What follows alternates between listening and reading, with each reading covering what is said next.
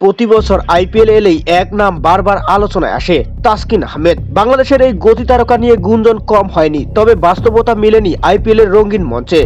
বিসিবির এনসিও জটিলতা আর ফ্র্যাঞ্চাইজিদের সংখ্যা সব মিলিয়ে তাসকিনের স্বপ্ন যেন অধরায় রয়ে গেছে। কিন্তু এবার আইপিএল এর এবারের আসর শুরু হতে না হতেই ফের আবারও আলোচনায় তাসকিন আহমেদ। লাখনো সুপার জায়ান্টের অংশ হয়ে থাকা শ্রীধরন শ্রীরাম নিজেই নাকি যোগাযোগ করেছেন বাংলাদেশি এই স্পিড স্টারের সঙ্গে। পেস আক্রমণের ভঙ্গুর দশায় লাখনোর নজর এখন তাসকিনের দিকে। কিন্তু সমস্যা কোথায়?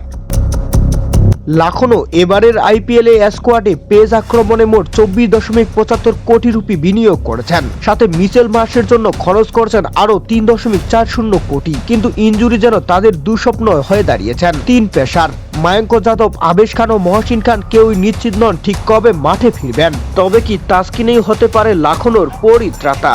এখনো সরাসরি অফার পাননি তাসকিন। তবে লাখনোর পেসাররা যদি পুরো আসর থেকে ছিটকে যান, তাহলে ব্যাকআপ হিসাবে আসতে পারে এই টাইগার পেসারের নাম। কিন্তু এখনো বড় বাধা আইপিএল এর নিয়ম।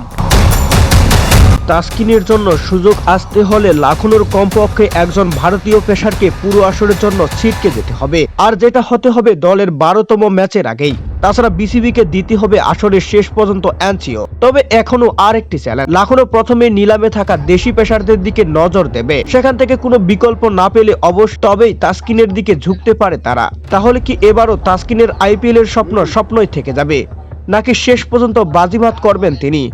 অপেক্ষা শুধু সময়ের।